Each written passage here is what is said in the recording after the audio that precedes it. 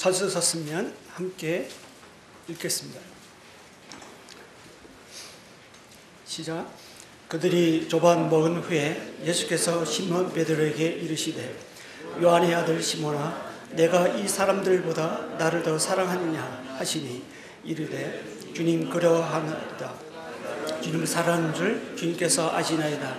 이르시되 내 어린 양을 먹이라 하시고 또 두 번째 이르시되 요한의 아들 시몬아 내가 나를 사랑하느냐 하시니 이르되 주님 그러하나이다. 내가 주님을 사랑하는 줄 주님께서 아시나이다. 이르시되 내 양을 치라 하시고 세 번째 이르되 요한의 아들 시몬아 내가 나를 사랑하느냐 하시니 주께서 세 번째 내가 나를 사랑하느냐 하심으로 베드로가 근심하여 이르되 주님 모든 것을 아시오매 내가 주님을 사랑하는 줄을 주님께서 아시나이다.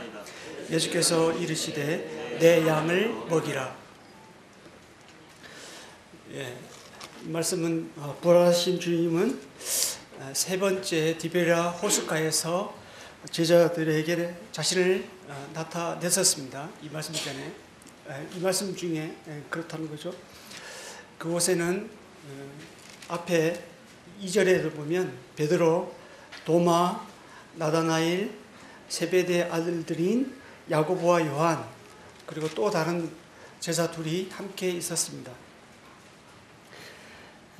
방금 전 읽은 우리가 좀 전에 15절 17절 이 말씀은 예수님께서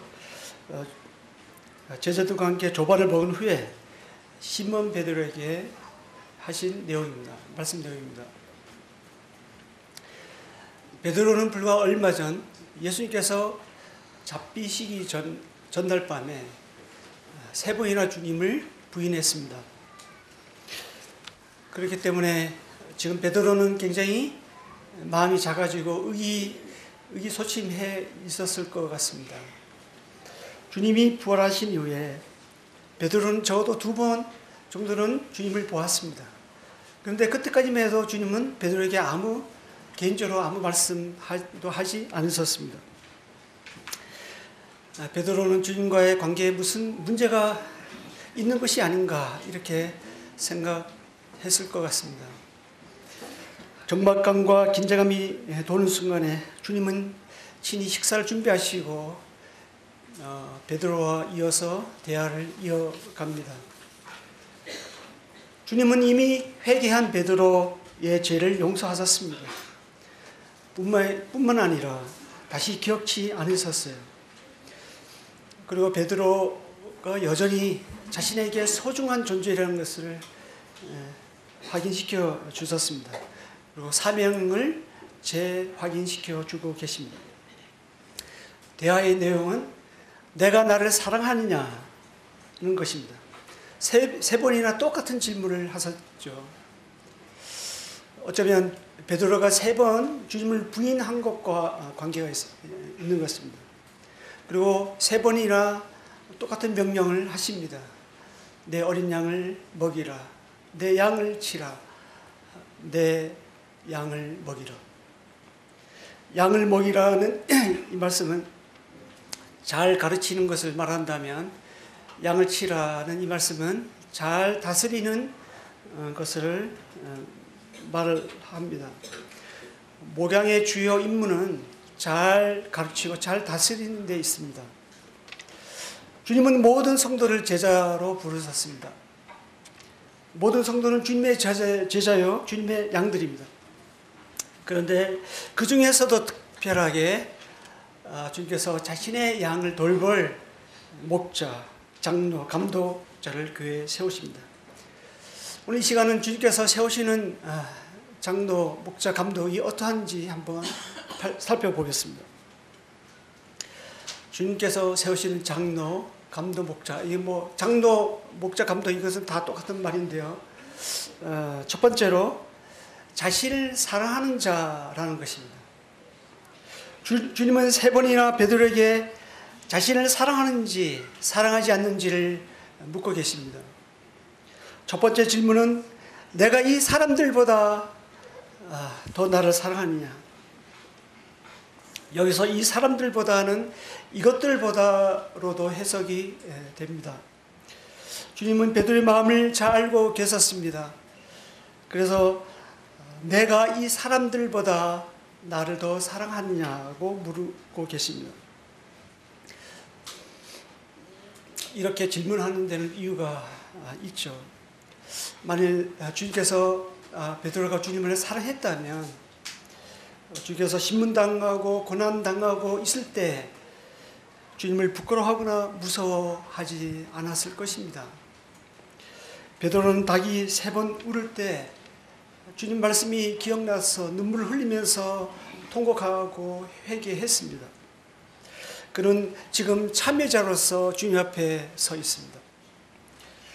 주님은 그러한 베드로를 보고 시몬아, 내가 왜 그때 그렇게 밖에 못했니?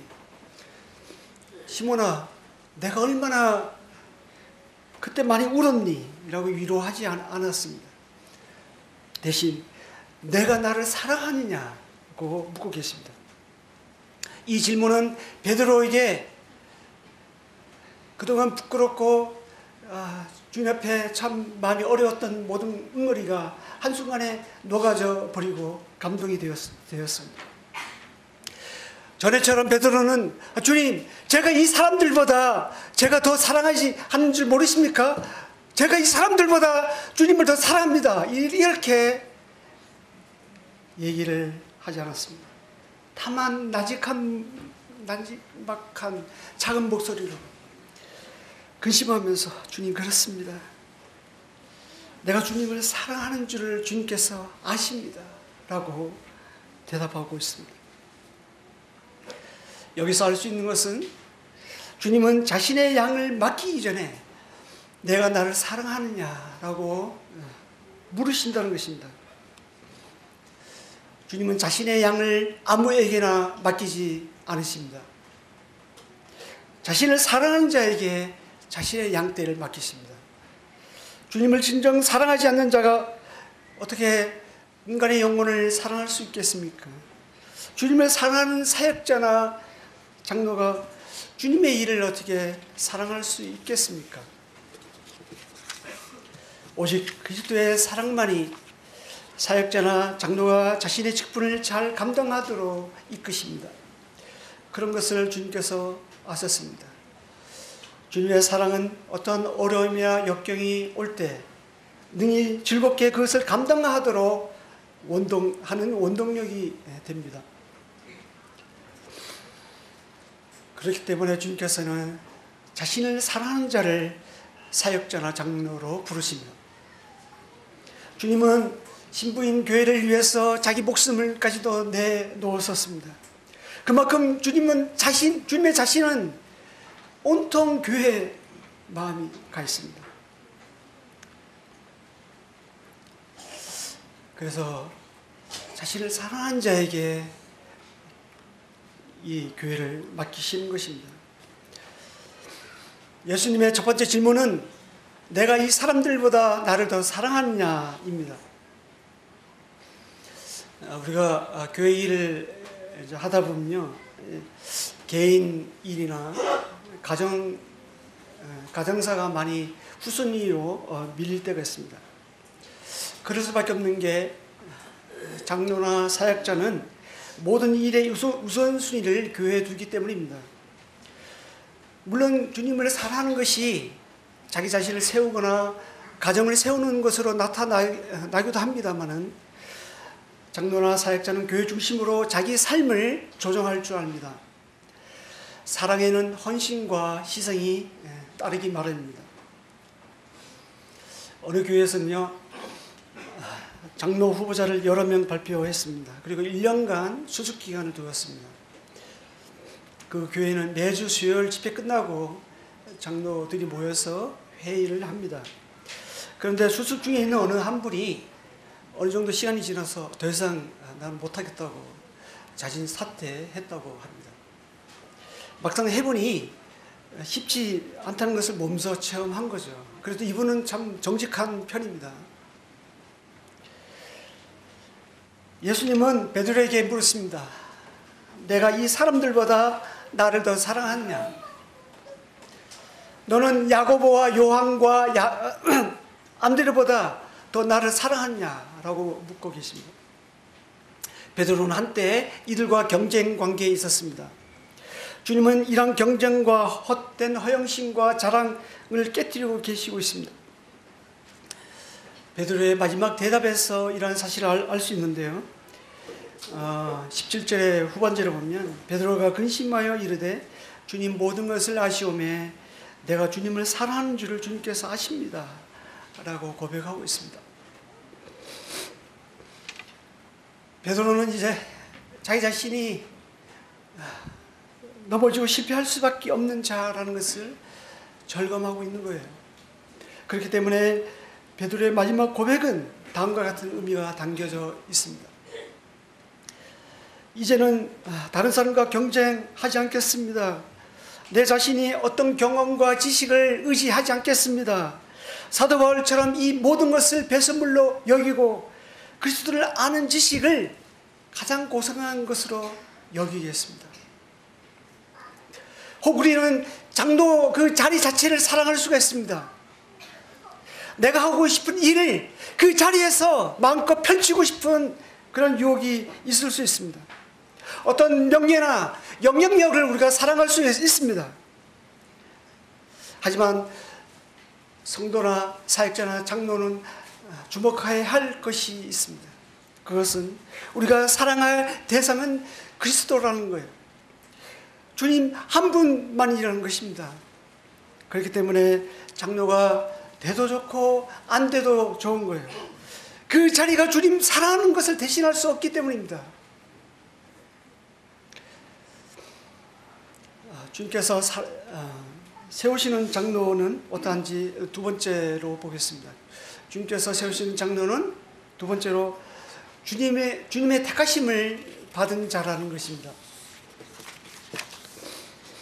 오늘 본문에서 보면 다른 제자들도 있었지만 베드로 포함해서 7명이 있었지만 주님께서는 특히 베드로에게 새로운 임무를 부여하고 계십니다. 베드로가 하고 싶다 해서 그 음성을 듣고 있는 것이 아닙니다. 간절히 원해서 그것을 이제 나에게 왔다고 이렇게 생각하지 않았습니다. 지난주 5명의 장로 후보자가 발표가 되었죠. 여러 성도님들도 잘 분별해야 되겠지만 후보자인 본인들도 주님께서 나를 장로로 세우고 계신가를 잘 분별해야 합니다. 장로는 내가 되고 싶다고 해서 되는 자리가 아닙니다. 성령께서 임명해야지 되는 자리입니다. 성령이 성도들 가운데서 감독자를 삼아 하나님이 자기 피로 사신 교회를 보살피게 하시니라 라고 사도행전 20장 28절에서 말씀해 주고 계십니다. 구약 성경부터 살펴보면 모든 영적 지도자들이 하나님께서 택하여 부르셨다는 거예요. 한번 생각해 보십시오. 어느 성경 인물이 내가 지도자가 되고 싶다고 해서 그 자리에 앉은 사람이 있습니까? 아브라함, 이삭, 야곱, 요셉, 모세, 다윗, 솔로몬, 그리고 엘리야, 사무엘, 예레미야, 이사야, 에스겔, 그 외 많은 선지자들, 그리고 예수님의 12제자 바울, 디모데, 하나같이 하나님께서 부르시고 택해 세웠었습니다. 자기가 되고 싶다 해서 된 사람이 아무도 없습니다. 혹시 있나요? 있으면 말씀해 보세요. 물론 구약 열왕 시대 때 자기가 되고 싶어서 현재 그 왕을 죽이고 자기가 스스로 왕이 된 적은 종종 있었죠. 그런데 어떻게 됐습니까? 하나님이 세우지 않는 그 통치자는 오래가지 못하고 망했습니다.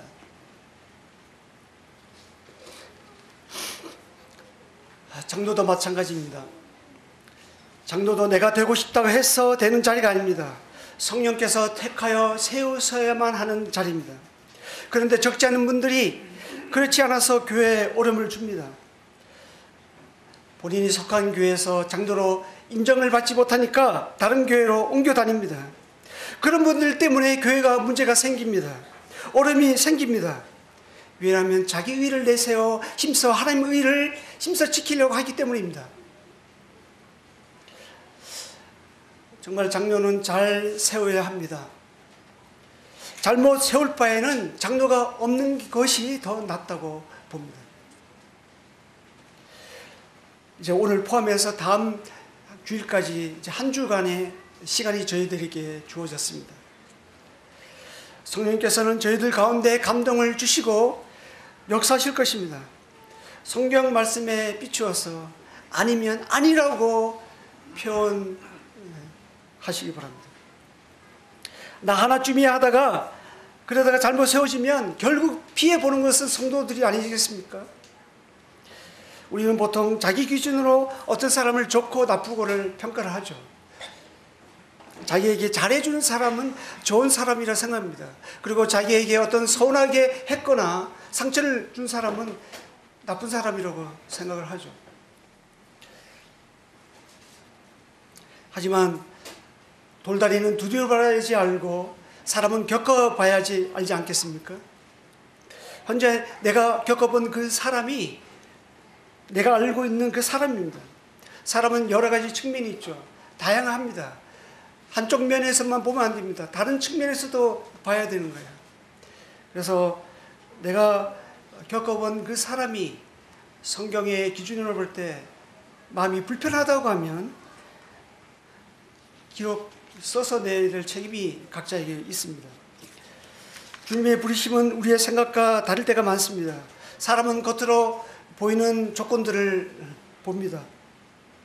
저 사람이면 좋겠다고 생각하지만 하나님의 부르심은 우리의 생각과 다를 때가 많습니다. 하나님은 장자인 에서를 택하지 않으시고 둘째인 야곱을 택하지 않았습니까? 그리고 요셉은 장자인 므낫세가 야곱의 오른손으로 축복받기를 원했지만 실제 야곱의 축복을 받은 사람은 차자인 에브라임입니다. 위에도 많은 예가 있죠. 사울은 사람이 보기에 좋은 지도자처럼 보였습니다. 하지만 하나님은 후회하셨죠. 반면 다윗은 사람이 보기에는 별로 볼품이 없었습니다. 하지만 하나님이 보시기에는 좋은 지도자였습니다. 사울이 기름 부러 이새 집에 갔을 때입니다. 장자 엘리압을 보고 마음이 흡족했죠. 그렇지만 하나님의 생각은 달랐습니다. 사무엘상 16장 7절에 보면 여호와께서 사무엘에게 이르시되 그의 용모와 길을 보지 말라. 내가 이미 그를 버렸노라. 내가 보는 것은 사람과 같이 아니하니 사람은 외모를 보거니와 나 여호와는 중심을 보느니라 하시더라. 사무엘은 이외에도 이새의 다른 아들들이 자기 앞에 올 때 다 좋게 보였습니다. 하지만 하나님은 아무도 알아주지 않는, 드러나지 않는 여덟째 막내인 다윗에게 기름을 붓게 하셨습니다. 이전 하나님의 부르심은 사람의 보편 타당한 가치관을 벗어납니다. 저를 보면 그런 생각이 들지 않습니까? 저는 저 자신을 보면 참 지난주에 이제 송영채님 가족이 그렇게 말씀했다고 하는데 오직 했으면 하나님이 쓰실 사람이 없었는가 보다 했다는데 저 자신을 봐도 저도 마찬가지입니다.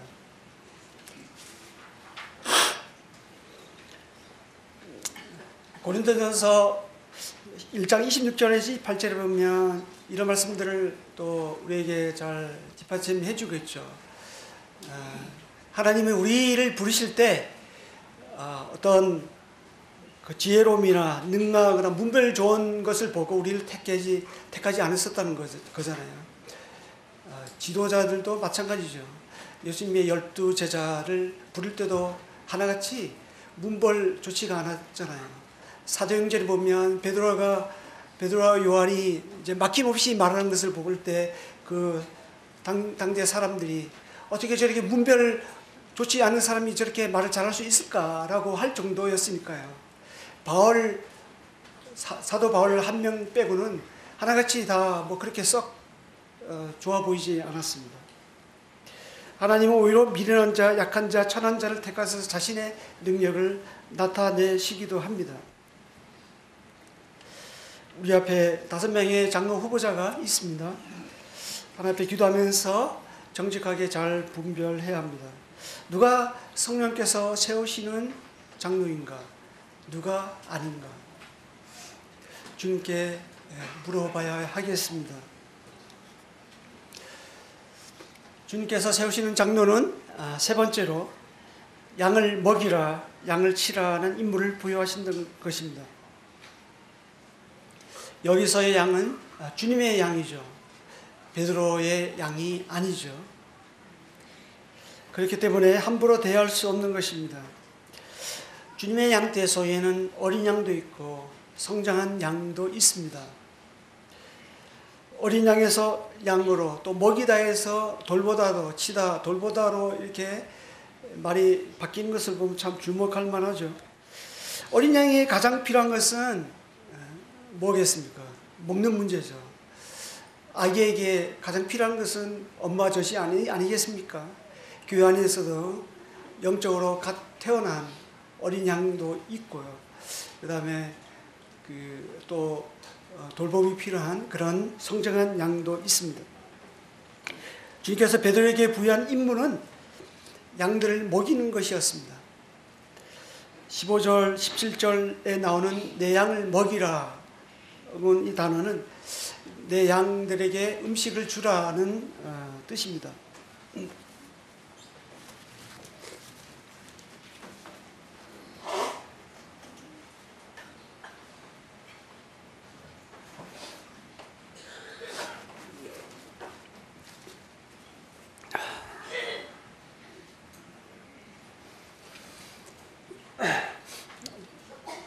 성도들을 잘 가르치는 임무를 의미합니다.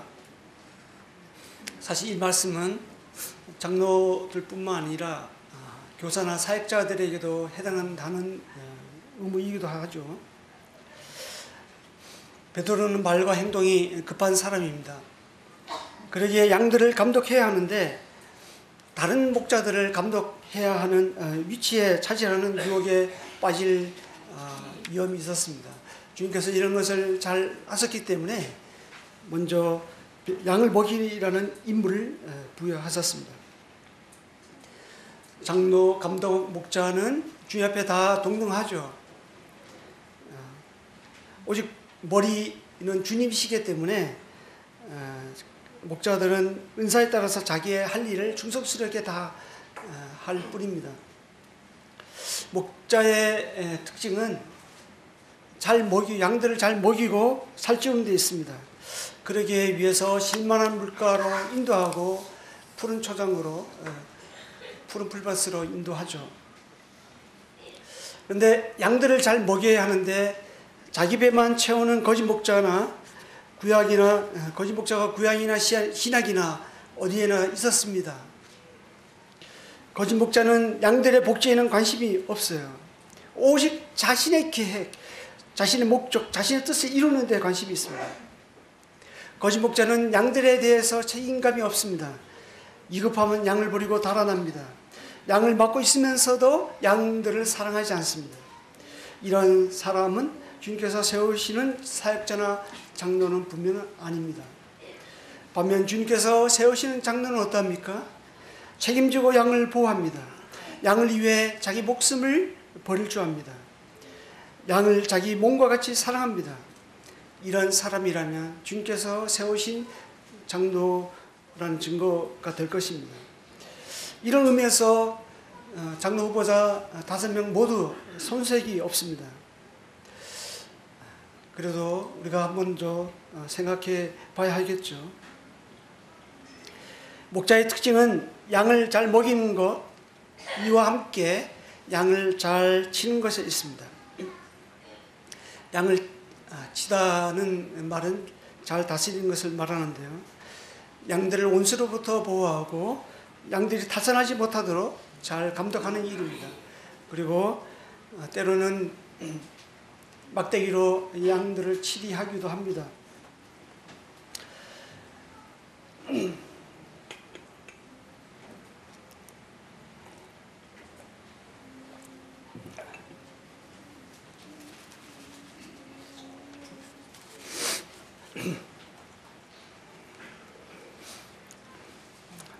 여기서 우리가 알아야 될 것이 있는데요. 장로와 은사는 다르다는 거예요. 잘 가르치고 잘 다스리는 것은 많은 은사 중에 한 부분이죠. 그런데 장로는 은사가 아닙니다. 장로는 직분입니다. 우리가 지난 시간에 또 배웠는데요. 디모데전서 3장 1절 7절이나 디도서 1장 5절 9절에 보면 장로 감독이 갖추어야 될 자격이 나오죠. 그 자격을 보면 어떤 은사를 갖추어야 한다고 말을 하지 않습니다. 그 본문에서 강조하는 것은 그 사람의 도덕성, 그 사람의 영성, 그런 영적인 삶에 있습니다. 그 사람이 어떤 은사나 재능이나 어떤 능력에 있지 않다는 거예요. 장로는 인격의 자리라면 은사는 봉사의 자리죠. 잘 가르치는 자나 잘 다스리는 자가 장로가 되는 것은 아닙니다. 반면 장로가 본인의 은사에 따라서 잘 가르칠 수도 있고 잘 다스릴 수도 있죠. 장로는 처음부터 가르치기 위해서 세워지지 않습니다. 바울은 디모데에게 잘 다스리는 장로나 말씀과 가르침에 수고하는 장로들 배나 존경할 자로 알라고 하셨지만요, 장로라고 해서 다 그렇게 해야만 한다고 말씀하지 않았다는 거예요. 장로 중에는 섬김의 은사가 탁월하신 분도 계십니다. 서신서에 보면 장로들은 자신의 은사를 활용했지만 장로의 직분을 위해서 어떤 은사가 요구된 적은 없습니다. 다만 성도를 잘 돌보고 도움을 주기 위해서 말씀을 잘 알아야 될 필요는 있었죠. 장로와 은사가 공통점이 있다면요, 둘 다 성령님이 주관하신다는 것입니다. 장로는 성령님이 감독자로 세우시는 반면에 은사는 성령님이 주시는 선물이죠. 성령은 철저히 그리스도를 드러내십니다. 둘 다 자기 자리에서 잘 사용이 된다면 그리스도가 드러나는 거예요. 주님이 드러나는 거예요. 자기의 모습이 드러나고 사람이 드러나고 인간적인 냄새가 드러난다면 그것은 잘 사용되지 않거나 그것이 자기의 것이 자기 자리가 아니라는 증거입니다. 아무튼 성경적 원리의 의미로서의 장로의 임무는 이외에도 종합해 보면 크게 6가지로 정리될 수가 있습니다. 장로의 임무는 양육, 다스림, 돌봄, 가르침, 권면, 본이라고 할 수가 있습니다. 이 중에서도 특히 주님께서 세우시는 장로는 4번째로 가장 중요한 것이 본이라는 것입니다. 장로는 독재자나 우두머리가 아닙니다. 양무리의 본이 되는 종일 뿐입니다. 장로는 주님의 양을 보살피는 일을 하기 때문에 주님처럼 양들을 부드럽게 대해야 합니다. 권위를 내세워서 어떤 명령하거나 복종을 해서는 안 됩니다. 또한 자기도 하지 않으면서 다른 사람한테 하라고 강요할 수는 더 없는 것이겠죠. 그렇기 때문에 이 장로의 자리가 굉장히 무겁고 어려운 것입니다. 하나님 앞에 더 큰 책망과 책임을, 그 다음에 어떤 심판을 요구될 것입니다.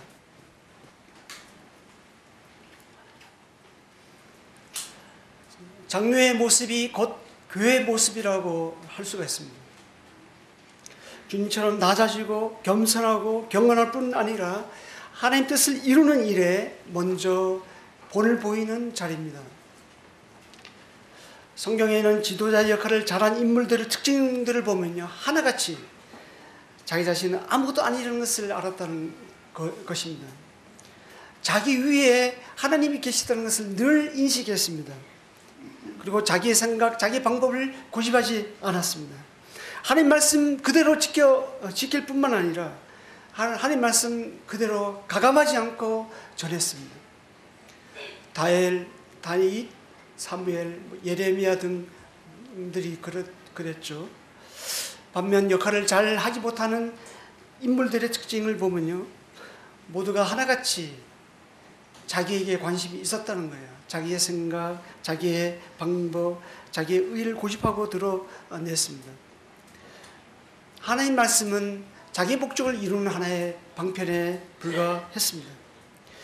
사울, 엘리의 두 아들, 구약의 거짓 선지자들이 그러했습니다. 오늘 말씀을 준비하면서 먼저 제 자신을 돌아봤습니다. 나는 과연 그러한 자인가? 물론 부끄럽지만요, 베드로에게 사명을 재확인시켜 주셨듯이 저에게도 사명을 재확인하는 기회가 되었습니다. 장로는 일해야 한다는 것보다는 주님께서 세우시는 장로는 이런 지향점이 있다는 것을 지금 말씀드리고 있는 것입니다.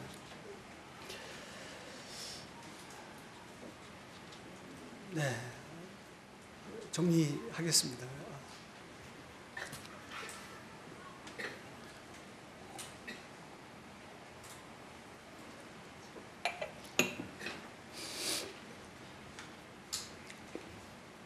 요한복음 10장에서 이제 예수님께서 나는 선한 목자라, 양들은 나를 알고 나도 양들 아느니라고 말씀하셨잖아요. 그런 먼저 본을 보이신 주님께서 오늘 요한복음 21장 말씀에서 내가 그런 것처럼 너도 그렇게 하라, 이렇게 부탁하시는 것 같습니다. 오늘은 요한복음 21장 15절에서 17절 말씀을 통해서 주님께서 세우시는 장로, 감독, 목자는 어떠한지 함께 살펴보았습니다. 주님께서 세우시는 장로는요, 첫 번째로 자신을 사랑한 자를 세우신다는 것입니다.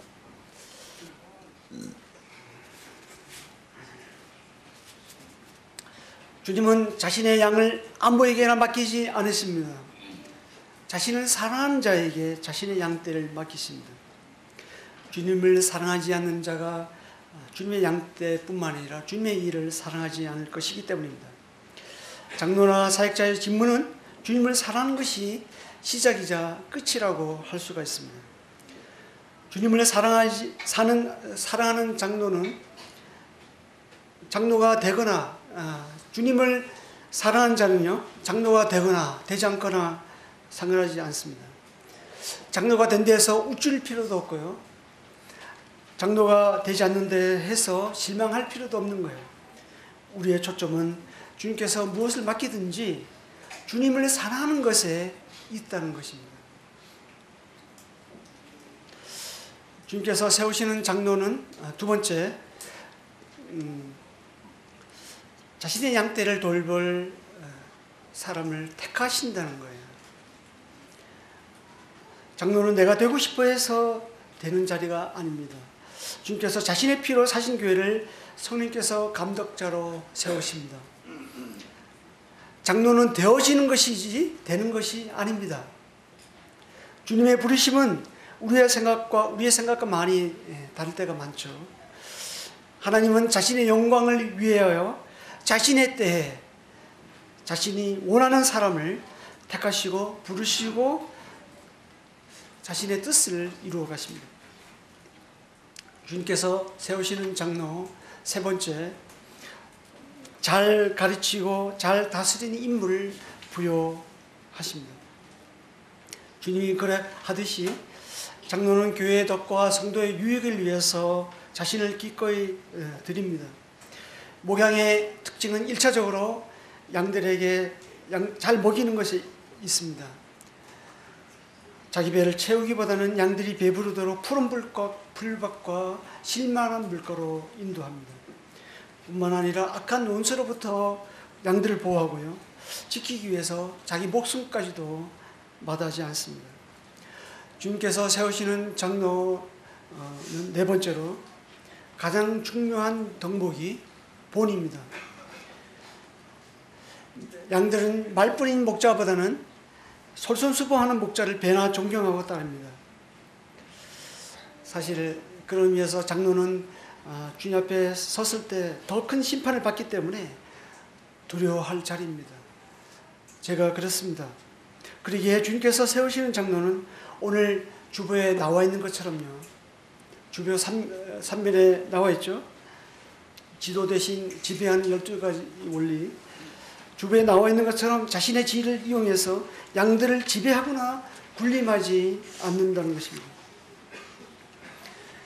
이상과 같이 장로는 인격의 자리이기 때문에 주님께서 세우시는 장로라면 주님의 모습과 성품이 드러납니다. 5명의 장로 후보들 가운데서 누가 성령께서 세우시는 장로입니까? 누가 아닙니까? 그것은 주님의 양들인 저희들이 잘 압니다. 만일 아니라고 하면 글로 쓰시기 바랍니다. 아무쪼록 주님께서 세우시는 장로가 저희 교회에 추가로 선임되어야 하겠습니다. 기도하겠습니다.